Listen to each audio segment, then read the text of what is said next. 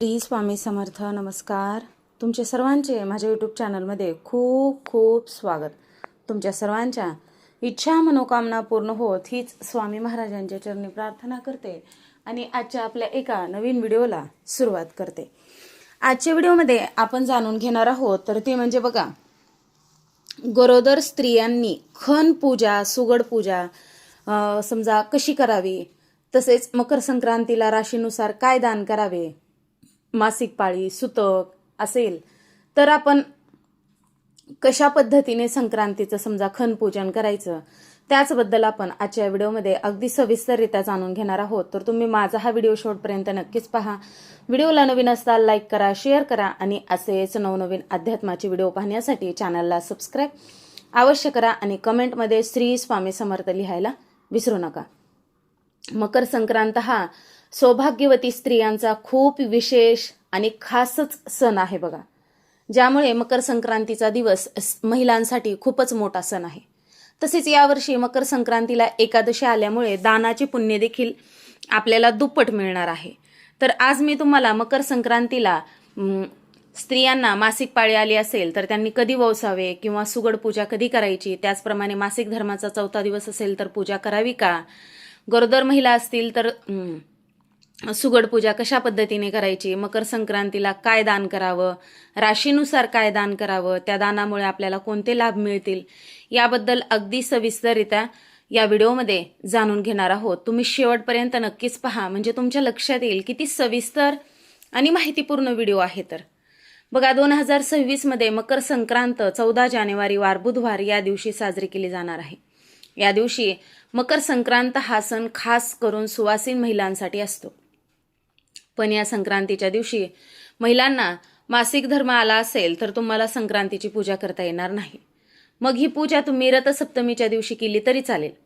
ज्यांना संक्रांतीच्या दिवशी सोयरा असेल म्हणजे सुतक असेल, मासिक धर्म असेल तर त्यांनी ही पूजा रथसप्तमीच्या दिवशी केली तरी चालेल, किंवा रथसप्तमीपर्यंत तुम्ही येणाऱ्या कोणत्याही रविवारी ही पूजा करू शकतात.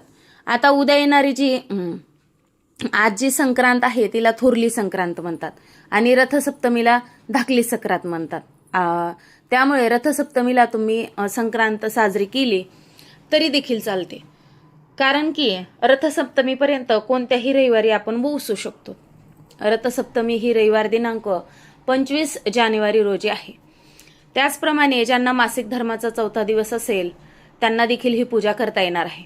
आता ज्यांना मासिक धर्माचा 5वा दिवस असेल त्यांनी संक्रांतीच्या दिवशी डोक्यावरून पाणी घेऊन शुचिर्भूत होऊन घर स्वच्छ करून घरात सर्वत्र गोमूत्र शिंपडून संक्रांतीची पूजा करता येते.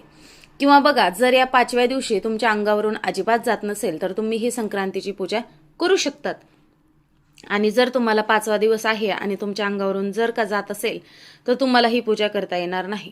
मग अशा वेळेस तुम्ही ही पूजा रथसप्तमीला केली तरी देखील चालेल. येणाऱ्या किंवा कोणत्याही रविवारी करा, कारण की बघा 18 तारखेचा एक रविवार पडत आहे बघा. आता गरोदर महिलांनी सुगड पूजा करावी का, तर तुम्ही सुगड पूजा करू शकतात. घरात तुम्ही तुमचे खण पूजू शकतात. तुम्हाला कोणी जर का वौसा देत असेल तर तो तुम्हाला तुमच्या ओटीत घ्यायचा नाही फक्त, किंवा इतरांची ओटी भरायची नाही, कारण गरोदर महिलांची ही ओटी भरलेली असते. त्यामुळे फक्त घरात खण आणून तुम्ही पूजू शकतात. मात्र 7व्या महिन्याच्या पुढच्या गरोदर महिलांनी मंदिरात जाऊन देवांना वौसायचं नाही. त्याचप्रमाणे बघा, हळदी कुंकू किंवा इतर कार्य देखील करता येणार नाही. 7व्या महिन्यापर्यंतच्या महिलांनी घरात हळदी कुंकू केलं तरी चालेल, परंतु हळदी कुंकू करताना तुम्हाला इतरांच्या ओटीत वाण किंवा वौसा द्यायचा नाही. तुमच्या ओटीत देखील इतरांचा वाण किंवा वौसा घ्यायचा नसतो, हे लक्षात असू द्या. कारण की बघा, आपली अगोदरच ओटी भरलेली असते, म्हणून आपल्याला या नियमाची खूप काळजी घ्यायची असते. दुसरं म्हणजे जर का सोयरा असेल, सुतक असेल तर देखील तुम्हाला संक्रांतीची पूजा करता येणार नाही. मग तुमचं जे सोयरं सुतक असेल, काहींना 12 दिवसाचं असतं, काहींना 13 दिवसाचं असतं, हे सुतक फिटल्यानंतर तुम्ही रथसप्तमीच्या दिवशी किंवा रथसप्तमीपर्यंत येणाऱ्या रविवारी सुगड पूजा किंवा खण पूजा करू शकतात. त्यानंतर तुम्ही हळदी कुंकू देखील करू शकतात.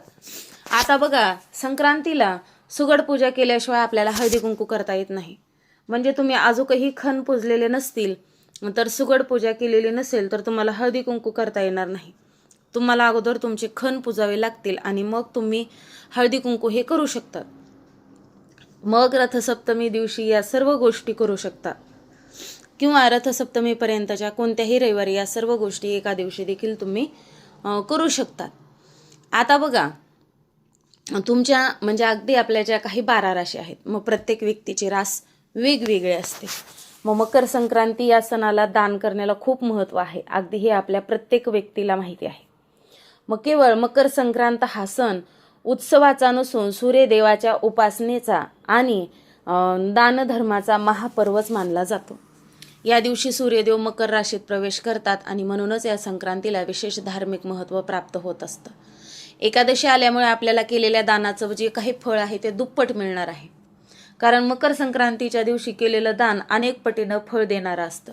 तिळगुळ, धान्य, वस्त्र, हळदी कुंकू, तांदूळ यासारख्या दानामुळे घरात सुख, समृद्धी, आरोग्य आणि सकारात्मक ऊर्जा प्राप्त होते. परंतु राशीनुसार दानांची वस्तू वेगवेगळी आहे.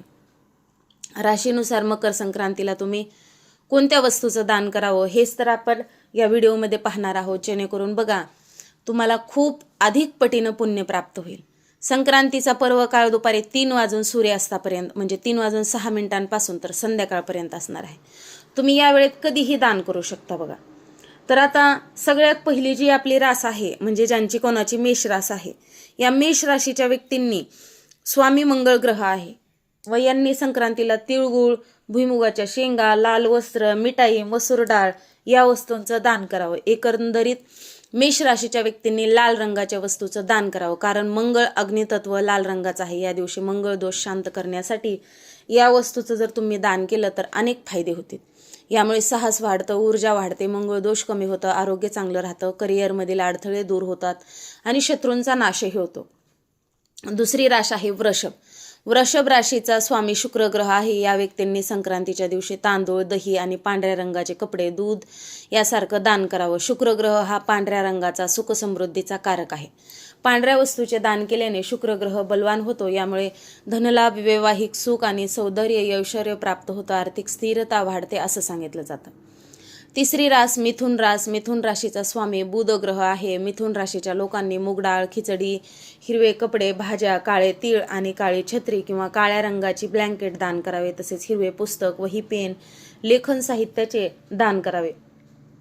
कारण बुध ग्रह हा बुद्धी आणि हिरव्या रंगाचा हिरव्या वस्तू संक्रांतीच्या दिवशी दान केल्याने बुध प्रसन्न होतं असं मानलं जातं. त्यामुळे बुद्धिमत्ता तीक्ष्ण होते, व्यापार नोकरीत यश मिळतं, संवाद कौशल्य वाढतं आणि आर्थिक प्रगतीही होते. त्यानंतर कर्क रास. कर्क राशीचा स्वामी चंद्रग्रह आहे. त्यामुळे पांढऱ्या रंगाच्या वस्तूचं दान करावं. ज्यामध्ये तांदूळ, पांढरे तीळ, दूध, दही आणि चांदीच्या वस्तूचं दान खूप शुभ मानलं गेलंय. कारण चंद्र हा जलत्व आणि पांढऱ्या रंगाचं कारक आहे. त्यामुळे पांढऱ्या रंगाच्या वस्तू आणि दुधासंबंधित वस्तूचं दान करा. मकर संक्रांतीला दान केल्याने चंद्रग्रह बलवान होतो, घरातील सुख वाढतं, आरोग्यही राहतं. सिंह राशीच्या व्यक्तीचा स्वामी ग्रह सूर्य आहे. त्यामुळे या राशीच्या लोकांनी तिळगुळ, गहू, लाल किंवा पिवळ्या रंगाच्या वस्तू तसेच केशरी रंगाचं वस्त्र किंवा तांब्याचे भांडे दान करावे. याचं कारण असं की सूर्य स्वतः सिंहाचा स्वामी आहे. या दिवशी सूर्याला प्रिय असलेल्या वस्तूचं दान केल्याने तो अतिशय प्रसन्न होतो. यामुळे आत्मविश्वास वाढतो, नेतृत्व गुण वाढतात, प्रसिद्धी मिळते आणि मान सन्मानही मिळतो. एवढंच नाही तर करिअरमध्येही मोठी प्रगती होणार असं सांगितलं जात आहे. त्यानंतर कन्या रास. कन्या राशीचा स्वामी बुध ग्रह आहे. म्हणून कन्या राशीच्या व्यक्तींनी मूग डाळीची खिचडी दान करावी. हिरवे कपडे, हिरव्या भाज्या, काळे तीळ दान करावे. हिरव्या रंगाची धान्य, औषधं किंवा गरजू व्यक्तींना आरोग्याशी संबंधित मदत दान स्वरूपात करावे. कारण बुध हा हिरव्या रंगाचा आहे आणि बुद्धीचा कारक आहे. हिरव्या वस्तू दान केल्याने बुध ग्रह मजबूत होतो. यामुळे आरोग्य सुधारतं, नोकरी व्यापारात यश प्राप्त होतं, बुद्धिमत्ता वाढते आणि आर्थिक लाभही मिळतो. मात्र आज खिचडी दान करू नका, आज एकादशी आहे. तूळ राशीचा स्वामी ग्रह शुक्र आहे. या व्यक्तींना या दिवशी पांढरे वस्त्र, पांढऱ्या रंगाचे गरम कपडे दान करावेत. साखर, पांढरी मिठाई, सुगंधी वस्तू किंवा अत्तर दान करा. असं केल्याने तुमच्या राशीचा स्वामी शुक्र आहे तो मजबूत होतो. कारण शुक्र सुद्धा पांढऱ्या रंगाचा आहे आणि सुखाचा कारक आहे. त्यामुळे पांढऱ्या वस्तूचं दान केल्यानं शुक्र ग्रह प्रसन्न होतो. यामुळे संबंध सुधारतात, धनलाभ होतो, वैवाहिक जीवनात सुखही वाढतं. वृश्चिक राशीच्या व्यक्तींनी मुळातच तो गूढ लोक असतात, तीव्र विचार करणारे, संघर्षशील असतात. या राशीवर अचानक संकट आणि मानसिक तणाव हा अधिक येतो. त्यामुळे वृश्चिक राशीच्या व्यक्तींनी काळे तीळ, उडीद डाळ, लोखंडाशी संबंधित वस्तू किंवा तांब्याशी संबंधित वस्तू दान करावे. यामुळे नकारात्मक ऊर्जा कमी होईल, संकटावर मात करण्याची शक्ती मिळेल आणि तुमच्यामध्ये जो राग आहे त्याच्यावरती कंट्रोल येईल. मंगळ दोष शांत करण्यासाठी तिळगुळ, मसूर डाळ आणि लाल रंगाच्या वस्तू दान कराव्यात. लाल रंगाच्या वस्तू आणि गुळ दान करावे. त्यानंतर धनुराशीचा स्वामी ग्रह गुरु आहे. त्यामुळे या व्यक्तींनी या दिवशी चणा डाळ, केळी, पिवळ्या रंगाची फुलं, पिवळ्या रंगाची वस्त्र किंवा हळद, पिवळे धान्य यासारख्या वस्तूचं दान करावं. कारण गुरु पिवळ्या रंगाचा आणि ज्ञानाचा कारक आहे. किंवा धार्मिक ग्रंथ दान करावे. यामुळे गुरुग्रह प्रसन्न होतो आणि भाग्यवृद्धी होते. मकर संक्रांतीच्या दिवशी पिवळ्या रंगाच्या वस्तू दान केल्याने गुरु बलवान होतो, ज्ञान वाढतं, संतान सुख मिळते, आध्यात्मिक प्रगती होते आणि भाग्यही उजळतं. त्यानंतर मकर राशीच्या व्यक्तीचा स्वामी ग्रह शनी आहे. मकर राशीच्या व्यक्तींनी मकर संक्रांतीला काळ्या रंगाचे म्हणजे काळे तीळ, मोहरीचं तेल, चप्पल आणि ब्लँकेट काळ्या रंगाचे वस्त्र दान करावे. कारण शनी काळ्या रंगाचा आणि मेहनतीचा कारक आहे. काळ्या रंगाच्या वस्तू याचं दान केलं तर शनी दोष कमी होतो, शनी दोष शांत तर होतोच, शिवाय करिअर प्रगती, मेहनतीचे फळ मिळते आणि जीवनात स्थिरता येते. त्यानंतर कुंभराशीचा स्वामी सुद्धा शनिग्रह आहे. या व्यक्तींनी सुद्धा काळ्या रंगाच्या वस्तूचं दान करावं. त्याचबरोबर विशेष काळ्या रंगाचे कपडे, तीळ दान करा, काळी डाळ, तिळाचं तेल दान करावं आणि गरिबांना अन्नदान करावं. कारण बघा, वस्तूचं दान करणं म्हणजे शनीला प्रसन्न करणं. यामुळे आर्थिक अडचणी दूर होतात, सामाजिक मानसन्मान वाढतो आणि जीवनात स्थिरता येते आणि राहू ग्रह शांत होतो. त्यानंतर शेवटची मीन राशीचा स्वामी ग्रह आहे. गुरु पिवळ्या रंगाचा कारक आहे आणि धनज्ञानाचाही कारक आहे.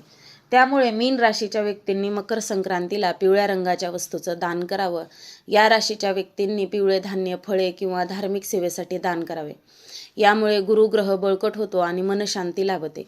पिवळ्या वस्तू दान केल्याने गुरु बलवान होतो, त्याचबरोबर धनहानी टळते, आर्थिक स्थिरता मिळते, आध्यात्मिक लाभ होतो आणि संतान सुख सुद्धा मिळतं. तर तुम्ही आपापल्या राशीनुसार या वस्तूचं दान करू शकता. मकर संक्रांतीच्या दिवशी आपण हे दान स्नानानंतर सूर्योदय किंवा पुण्यकाळात करू शकता. आपण हे दान ब्राह्मणांना किंवा गरजू व्यक्तींनाच करावं. श्रद्धेनं केलेलं दान अक्षय पुण्य देतं, जीवनात सकारात्मक बदल घडून येतात.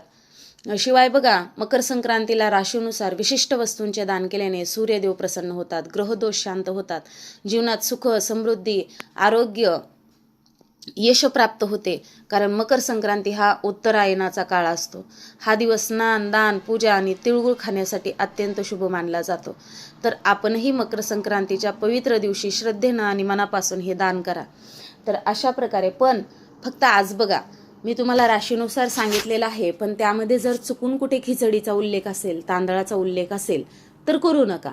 कारण की बघा, आज एकादशी आहे आणि एकादशीला या वस्तू दान करू नका. तुम्ही अगदी बघा, तुमची खूप इच्छा असेल समजा तांदळ, खिचडी दान करण्याची, तर तुम्ही दुसऱ्या कोणत्याही रविवारी समजा रथसप्तमीपर्यंत किंवा मग रथसप्तमीच्या दिवशी जरी तुम्ही अगदी खूप सारी खिचडी बनवून दान केली तरी देखील चालेल. तर अशा प्रकारे बघा, आजच्या या व्हिडिओमध्ये आपण ही माहिती जाणून घेतलेली आहे. तर तुम्हाला माझा हा व्हिडिओ आवडला असेल, नक्कीच तुम्ही व्हिडिओला एक लाईक करा, शेअर करा आणि असेच नवनवीन अध्यात्माचे व्हिडिओ पाहण्यासाठी चॅनलला सबस्क्राईब अवश्य करा आणि कमेंटमध्ये श्री स्वामी समर्थ लिहायला विसरू नका. झालेली सेवा स्वामी महाराजांच्या चरणी अर्पण करते आणि माझा हा व्हिडिओ इथंच थांबवते. श्री स्वामी समर्थ. जय जय स्वामी समर्थ. धन्यवाद.